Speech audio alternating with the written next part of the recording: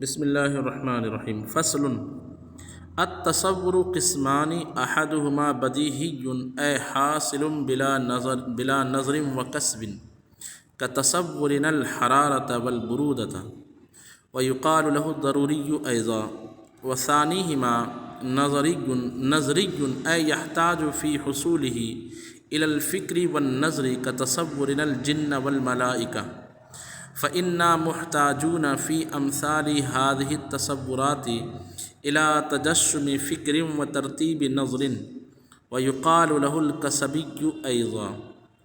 والتصديق أيضا قسمان أحدهما البديهي الحاصل من غير فكر وكسب وثانيهما النظري المفتقر إليه. مثال الأول الكل أعظم من الجزء والاثنان نصف الأربعة ومثال الثاني العالم حادث والصانع موجود ونحو ذلك. یہاں تک کہ عبارت میں پہلے ہم نے علم کی تقسیم پڑھی کہ علم یعنی علم حادث کی تقسیم پڑھی کہ وہ دو طریقے کا ہوتا ہے، ایک تصور اور ایک تصدیق. تصور کہتے ہیں الادراک الخالی عن الحکم، یعنی وہ علم جو نسبت سے حکم سے خالی ہو.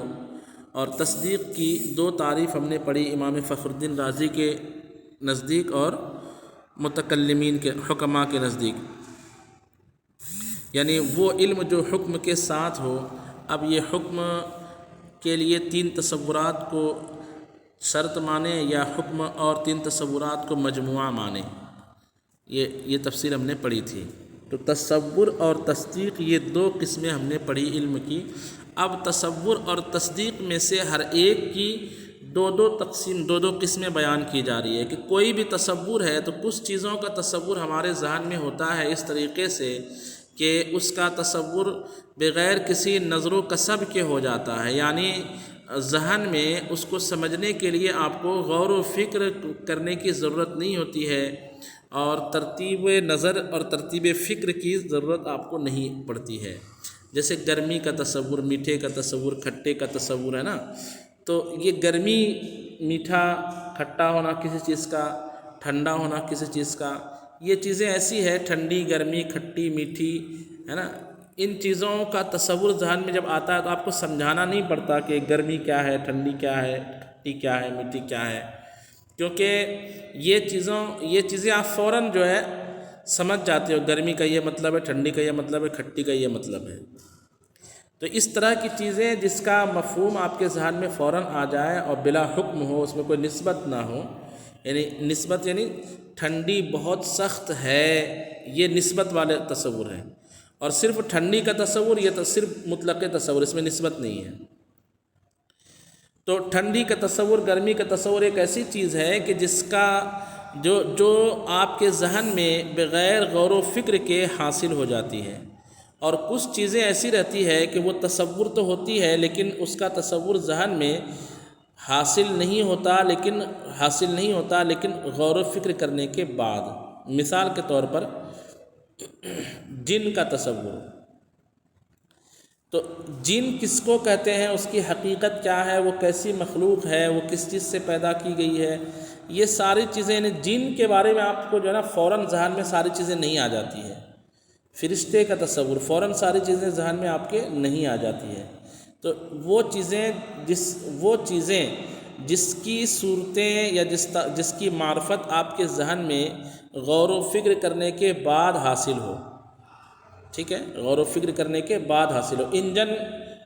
انجن کا تصور، مثال کے طور پر انجن کا تصور اس حیثیت سے کہ وہ ایک چیز ہے، اس سے گاڑی چلتی ہے، یہ بدیہی ہے، لیکن اس کی حقیقت کے اعتبار سے انجن کا تصور یہ ایک نظری چیز ہے. اس میں کتنے پرزے ہوتے ہیں، کون سا پرزہ کہاں لگا ہوتا ہے، کب کون سا پرزہ ڈھیلا کیا جاتا ہے، کس کو ٹائٹ کیا جاتا ہے، کہاں پہ آئل ڈالا جاتا ہے، کہاں پہ نہیں ڈالا جاتا ہے، کون سی چیز آگے لگی رہتی ہے، کون سی چیز پیچھے لگی رہتی ہے، وغیرہ وغیرہ، یہ ساری تفصیلات. تو اس اعتبار سے انجن کا تصور جو ہے نظری ہے، فکری ہے، غور کرنے والی چیز ہے. تو کوئی بھی چیز کا تصور جب آپ کرتے ہیں، اگر فوراً چھپاک سے آپ کے ذہن میں اس کی تصویر حاصل ہو جاتی ہے تو سمجھیے کہ وہ تصور بدیہی ہے، ضروری ہے، بدیہی یا ضروری. اور اگر کوئی تصور کسی چیز کا تصور آپ کے ذہن میں اس طریقے سے حاصل ہو کہ اس کی تفصیل سمجھنے میں آپ کو غور و فکر کرنا پڑے، سوچنا پڑے، ہے نا، اور جو ہے محنت کرنی پڑے، تو ایسے تصور کو نام دیا جاتا ہے تصور نظری، تصور نظری۔ تو اس طرح سے تصور کی دو قسمیں ہوتی ہیں، تصور بدیہی اور تصور نظری۔ سیم یہی معاملہ تصدیق کا ہے کہ کچھ تصدیقات ایسے ہوتے ہیں کہ جب آپ اس کا تصور کرتے ہیں ذہن میں تو آپ کو فوراً بات سمجھ میں آ جاتی ہے۔ جیسے اس بات کا تصور کہ 4 2 کا دگنا ہے۔ 4 کیا ہے؟ 2 کا دگنا ہے۔ تو یہ اس میں مطلب زیادہ وہ حساب کتاب کرنے کی ضرورت نہیں ہے۔ یا 2 1 سے بڑا عدد ہے، 10 جو ہے 5 سے بڑا عدد ہے، 5 10 سے چھوٹا عدد ہے، کل جو ہے جز سے بڑا ہوتا ہے، جز کل سے چھوٹا ہوتا ہے، اس طرح کی باتیں۔ باپ جو ہے وہ بیٹے کے لیے اصل ہے، بیٹا باپ کی فرع ہے، یہ چیزیں ایسی ہیں کہ اس بات کا تصور کہ باپ بیٹے کے لیے اصل ہے یا باپ بیٹے سے بڑا ہوتا ہے، تو اس میں غور و فکر کرنا پڑتا ہے کیسے بڑا ہوتا ہے عمر میں۔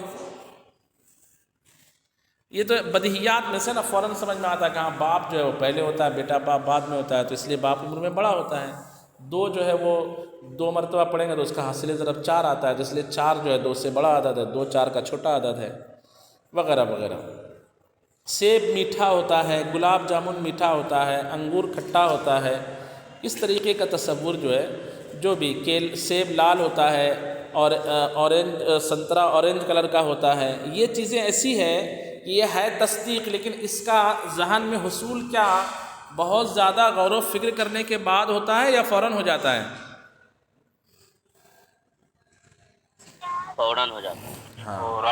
اور اللہ قدیم ہے، اللہ قدیم ہے، یہ ایک ایسا عقیدہ ہے کہ اس کو سمجھنے کے لیے کئی طرح کی دلیلوں کی ضرورت پڑتی ہے، ان دلیلوں میں غور کرنا پڑتا ہے۔ عالم حادث ہے، فنا ہونے والی چیز ہے، یہ ایک ایسا تصدیق ہے۔ تصدیق سمجھ، تصدیق کیوں ہے؟ کیونکہ اس میں عالم کی طرف حادث ہونے کی نسبت حکمیہ کی جا رہی ہے بطور ایجاب، اور اس کا آپ نے اذعان کر لیا، اس لیے یہ تصدیق ہے۔ تو یہ تصدیق عالم حادث ہے، اللہ قدیم ہے نا، نبی معصوم ہوتے ہیں، نبی معصوم ہوتے ہیں، یہ بدیہی چیز نہیں ہے، یہ نظری چیز ہے، اس میں غور و فکر کرنا پڑتا ہے کیسے معصوم ہے۔ تو اس لیے کہ نبی اللہ کا بھیجا ہوا بندہ ہوتا ہے، اس کی باتوں پر بھروسہ کیا جائے گا۔ اگر وہ معصوم نہ ہو، یہ تصور کیا جائے کہ وہ گناہ گار ہو، تو پھر گناہ گار آدمی کی باتیں قابل قبول کیسے ہوگی؟ پھر تو یہ مانا جائے گا معاذ اللہ کہ اس نے تبلیغ میں غلطی کی ہوگی، احکام بتانے میں غلطی کی ہوگی، تو اس لیے اور وہ غلطی کر نہیں سکتا۔ اس سے پتہ چلا پھر جو ہے لوگ دیندار نہیں ہوں گے، پھر کسی کا کوئی مذہب نہیں ہوگا، ہر انسان اپنے اپنے طریقے پر کچھ بھی کرے گا، تو انسان اور جانور میں کوئی فرق نہیں رہے گا، قانون نام کی کوئی چیز نہیں رہے گی۔ تو یہ ساری چیزوں سے بچنے کے لیے ضروری ہے کہ ہم یہ مانیں کہ نبی جو بتاتے ہیں وہ سچ بتاتے ہیں، صحیح بتاتے ہیں، ان سے غلطی ہونا ممکن نہیں ہے، اس لیے نبی معصوم ہے۔ تو نبی کے معصوم ہونے پر دلائل قائم کرنے پڑتے ہیں، پھر ذہن قبول کرتا ہے کہ ہاں نبی معصوم ہے۔ اللہ کے قدیم ہونے پر دلائل قائم کرنے پڑتے ہیں، عالم کے حادث ہونے پر دلائل قائم کرنے پڑتے ہیں۔ تو اللہ قدیم ہے، عالم حادث ہے، نبی معصوم ہوتے ہیں، یہ وہ چیزیں ہیں کہ جس کی تصدیق جو ہے نا نظری ہے، بدیہی نہیں ہے، فوراً نہیں ہو جاتی ہے۔ سمجھ میں بات آ رہی کہ نہیں آ رہی ہے؟ پولیس کے لیے یہ جاننا کہ اس شے کا چوری کرنے والا کون ہے، بدیہی ہے کہ نظری ہے؟ یہ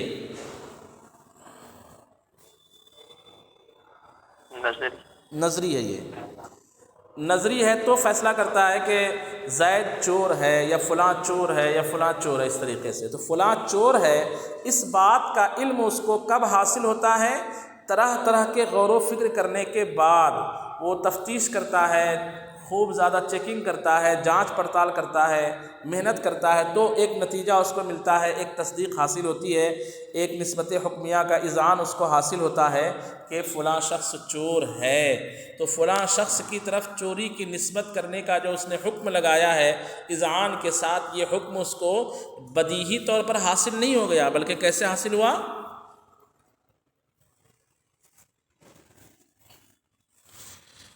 بولیے، بدیہی اور نظری یہ دو لفظ کہا جاتا ہے۔ بدیہی طور پر بات سمجھ میں آ رہی ہے کہ نہیں سمجھ میں آ رہی؟ سب خاموش بیٹھے ہوئے ہیں جو۔ جی سمجھ میں آ رہی۔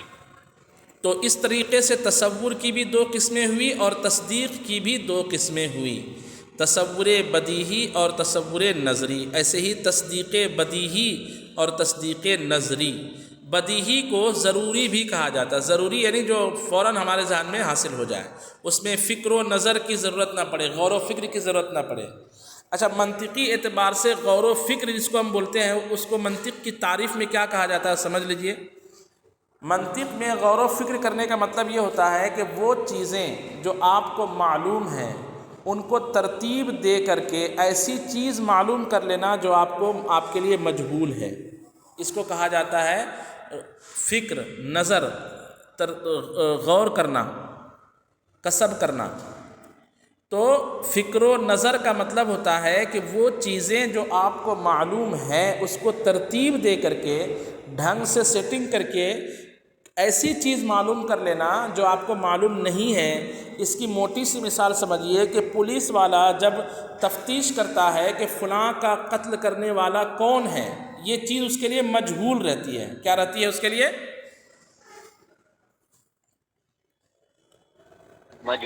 مجہول رہتی ہے۔ مائک آن رکھا کریں جب پوچھیں تو تاکہ سمجھ میں آئے کہ آپ لوگ سماعت کر رہے ہیں، نہیں تو پتہ چل رہا ہے کہ گونگے کو پڑھا رہے ہیں ہم۔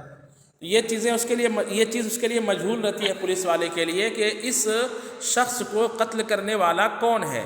تو اب کیا کرتا ہے کہ جو چیزیں اس کو معلوم ہوتی چلی جاتی ہیں اس کو ترتیب دیتا ہے۔ کیسے کہ جب وہاں پہنچا تو دیکھا کہ وہاں ایک بٹوا گرا ہوا ہے، تو بٹوے کا گرا ہوا ہونا اس کو معلوم پڑا۔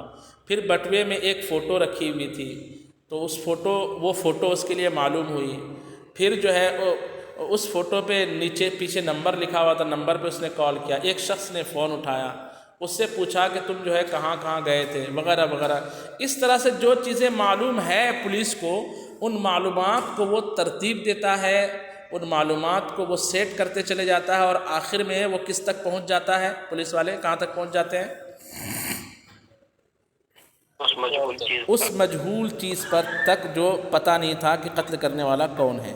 اسی طریقے سے منطقی لوگ جو ہے جب کسی چیز میں غور و فکر کرتے ہیں کہ عالم حادث ہے یا قدیم ہے، تو وہ جو چیزیں معلوم ہیں وہ دیکھتے ہیں کہ عالم میں تبدیلی ہوتے رہتی ہے، عالم میں بدلاؤ ہوتے رہتا ہے۔ بچہ ابھی ہے، پھر جوان ہو جاتا ہے، پھر بوڑھا ہو جاتا ہے، پھر مر جاتا ہے۔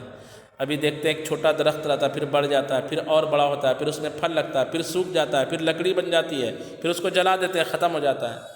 تو عالم میں تغیر ہوتا رہتا ہے، اور ہر چیز جس میں تغیر ہو، جس میں بدلاؤ ہو، وہ ایک دن ختم ہو جاتی ہے۔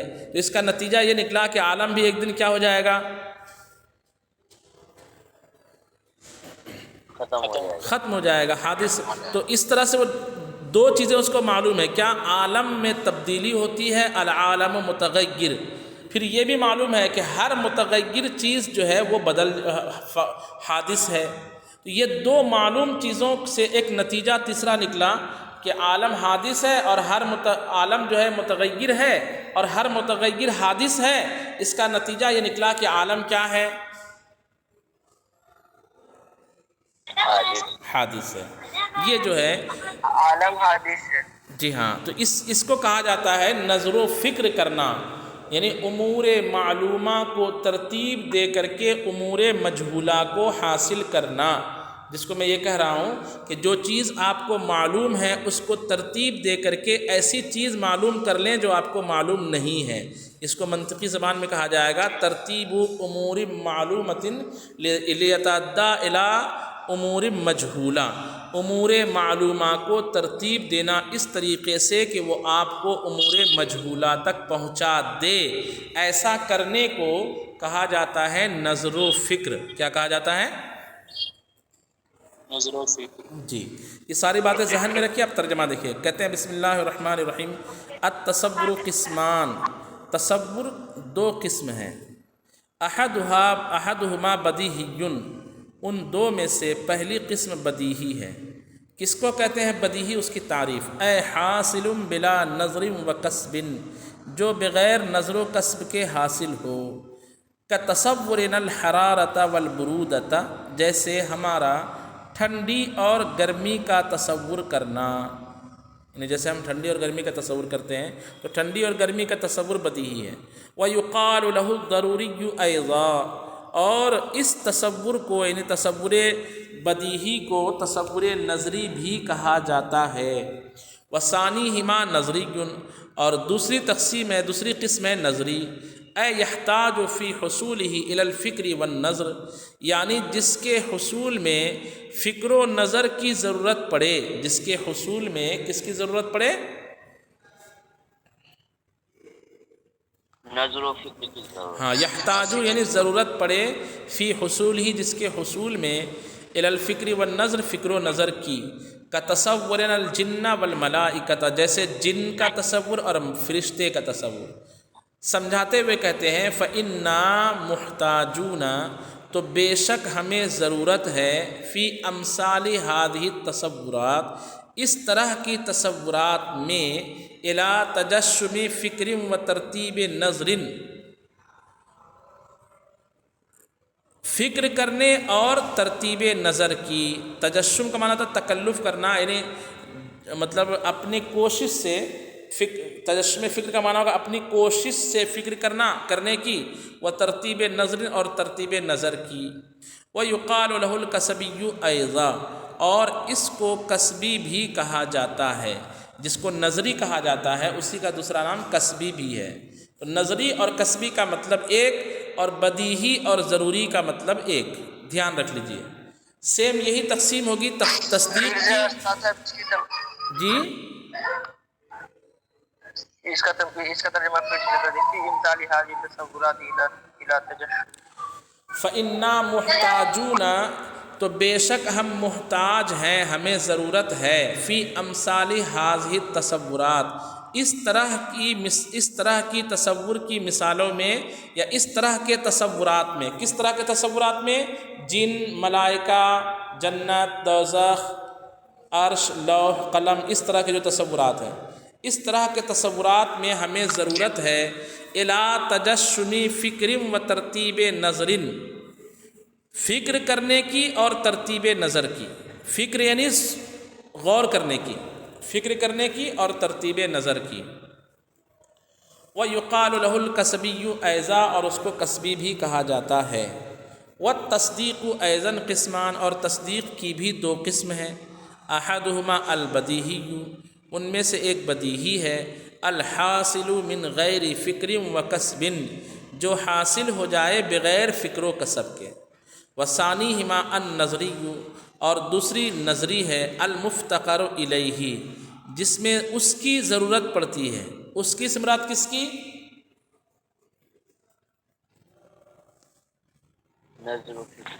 نظر کی ضرورت پڑتی ہے۔ المفتقر، ضرورت پڑے، حاجت پڑے، الیہ، اس کی مراد نظر و فکر کی، جس میں نظر و فکر کی ضرورت پڑتی ہے۔ مثال الاولی، پہلی تقسیم کی مثال، یعنی تصدیق بدیہی کی مثال، جو فوراً آپ کے ذہن میں حاصل ہو جاتا ہے جس کا علم۔ تصدیق بدیہی کی مثال ہے الکل اعظم من الجزء، کل جز سے بڑا ہوتا ہے۔ ظاہر سی بات ہے، کل کیا ہوتا ہے؟ جیسے آپ کا ہاتھ جو ہے آپ کے جسم سے، آپ کا جسم آپ کے ہاتھ سے بڑا ہے، کیونکہ ہاتھ جز ہے اور آپ کا جسم کل ہے، تو کل جو ہے جز سے بڑا ہوتا ہے۔ والاثنان نصف الاربعۃ، دو چار کا آدھا ہے، یہ سب بدیہی تصدیق ہے۔ ومثال الثانی، اور تصدیق کی دوسری قسم کی مثال، یعنی تصدیق نظری کی مثال ہے، العالم حادث، عالم حادث ہے، الصانع موجود، پیدا کرنے والی ذات موجود ہے، ونحو ذالک، اور اس طرح کی اور بھی مثالیں، جیسے میں نے کہا کہ نبی معصوم ہوتے ہیں، اس طریقے سے فرشتے معصوم ہوتے ہیں، جنات اللہ کی ایک مخلوق ہے۔ تو یہ سب چیزوں پر جو ہے نا دلائل قائم کرنے کے بعد ان چیزوں کا حصول، ہمیں ان چیزوں کا علم حاصل ہوتا ہے، اس لیے یہ نظری ہے۔